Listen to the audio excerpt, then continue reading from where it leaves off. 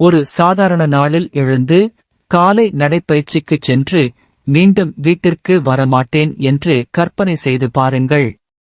2016ஆம் ஆண்டு சென்னையைச் சேர்ந்த இளம் பொறியியல் மாணவர் பிரணவ்குமாருக்கு இதுதான் நடந்தது.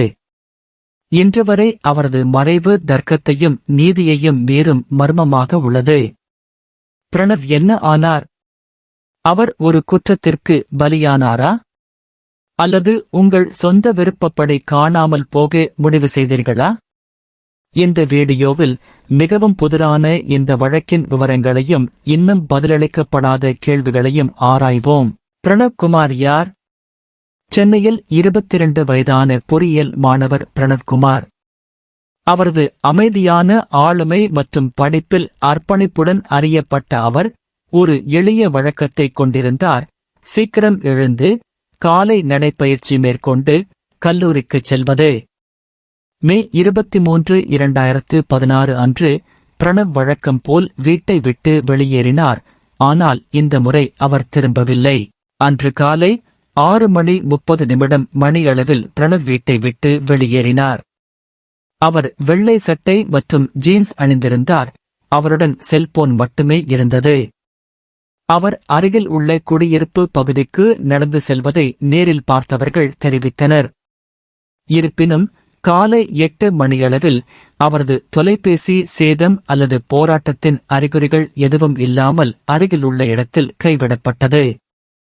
பிரணவ் கடைசியாக பார்த்த நேரத்திற்கும் அவரது தொலைபேசி கண்டுபிடிக்கப்பட்டதற்கும் இடையில் என்ன நடந்தது? இது முதல் பெரிய விடை தெரியாத கேள்வி. பிரணவ் காணாமல் போனதாக புகார் எழுந்தவுடன் சென்னை போலீசார் தீவிர விசாரணையை தொடங்கினர். அப்பகுதியில் தேடுதல் நடத்தப்பட்டது. குடும்பத்தினர் மற்றும் நண்பர்களிடம் விசாரணை நடத்தப்பட்டது. ஆனால் தடயங்கள் குறைவாகவே இருந்தன. பிரணவின் தொலைபேசியில் சந்தேகத்திற்கிடமான அழைப்புகள் அல்லது செய்திகள் எதுவும் இல்லை. மேலும் கூடுதல் தகவல்களை வழங்கக்கூடிய பாதுகாப்பு கேமராக்கள் அப்பகுதியில் இல்லை. போலீஸ் பல கோட்பாடுகளை பரிசீலித்தது. சாத்தியமான கடத்தல் முதல் பிரணவ் தனது சொந்த விருப்பத்தின் பேரில் காணாமல் போக முடிவு செய்திருக்கலாம். ஆனால் இந்த கருதுகோள்கள் எதுவும் நிரூபிக்கப்படவில்லை. கோட்பாடுகள். காலப்போக்கில் பிரணவ் காணாமல் போனதை விளக்குவதற்கு பல கோட்பாடுகள் தோன்றின. அவர் ஒரு குற்றத்திற்கு பலியாகியிருக்கலாம், ஒருவேளை கடத்தல் அல்லது விபத்து கூட இருக்கலாம் என்று சிலர் நம்புகிறார்கள். மற்றவர்கள் பிரணவ் தனிப்பட்ட பிரச்சனைகளை சந்தித்திருக்கலாம் என்றும் புதிய வாழ்க்கையை தொடங்குவதற்காக காணாமல் போக முடிவு செய்திருக்கலாம் என்றும் கூறுகின்றனர். இருப்பினும் அவரது குடும்பத்தினர் இந்த வாய்ப்பை நிராகரிக்கின்றனர்.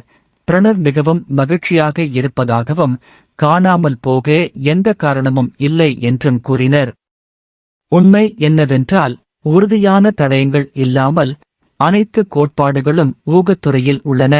குடும்பம் மற்றும் சமூகத்தின் மீதான தாக்கம். உடன் பிரணவ் மறைவு அவரது குடும்பம் மற்றும் சமூகத்தில் ஆழமான அடையாளத்தை ஏற்படுத்தியது. அவரது நம்பிக்கையற்ற பெற்றோர்கள் பொது முறையீடுகளை செய்தனர், துண்டு பிரசுரங்களை விநியோகித்தனர் மற்றும் அவரை கண்டுபிடிக்க முயற்சி செய்ய தனியார் துப்பறியும் நபர்களை நியமித்தனர். பிரணவின் கதை ஊடகங்களின் கவனத்தையும் ஈர்த்தது, மேலும் இந்தியா முழுவதும் ஒரு எதிர்ப்பை உருவாக்கியது.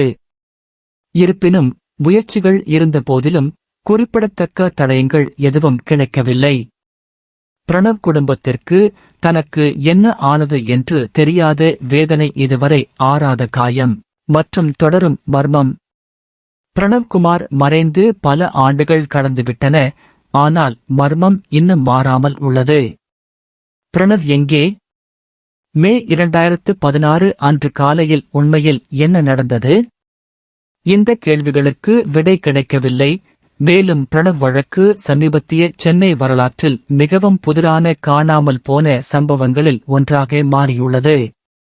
இன்று வரை அவரது குடும்பத்தினரும் நண்பர்களும் இந்த கதைக்கு நீதி மற்றும் முடிவுக்காக நம்புகிறார்கள்.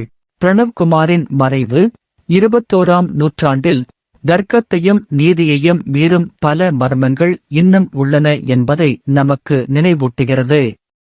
அவர் போன்ற வழக்குகள் எவ்வளவு நேரம் கடந்தாலும் நம் அன்புக்குரியவர்களுடனான ஒவ்வொரு தருணத்தையும் மதிப்பிடுவதன் முக்கியத்துவத்தையும் பதில்களுக்காக போராடுவதன் முக்கியத்துவத்தையும் பிரதிபலிக்கிறது.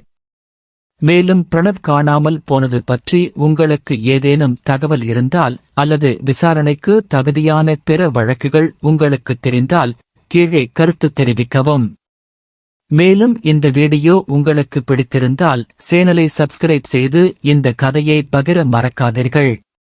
ஒன்றாக நீதி மற்றும் உண்மைக்கான தேடலை உயிருடன் வைத்திருக்க முடியும். அடுத்த வீடியோ வரை